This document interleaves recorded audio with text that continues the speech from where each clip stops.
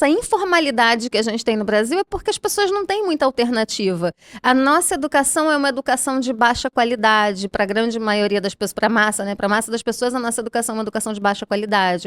Nós não temos acesso aos melhores cargos, às melhores remunerações. É um percentual muito pequeno. E quando você pensa no empreendedorismo, é democrático. Qualquer pessoa que tenha coragem, você tem que ter um mínimo de capital para a maior parte dos negócios, você tendo um mínimo de capital e coragem para se lançar ao mercado sofrendo todos os riscos que só o fato de você ter um CNPJ ativo já te submete a vários riscos, porque você tem que pagar imposto, você tem que pagar funcionário, você pode ter problema com o teu cliente, você pode ter problema com o fornecedor, você pode ter problema interno se você tiver sócio. Então, só pela pessoa ter um CNPJ, ela já está correndo um monte de risco. Então, os corajosos e os fazedores, aquelas pessoas que almejam uma coisa melhor para a vida delas e que se lançam ao mercado, pode dar muito errado, mas pode dar muito certo. Quando dá muito certo, é aí que muda a tua vida.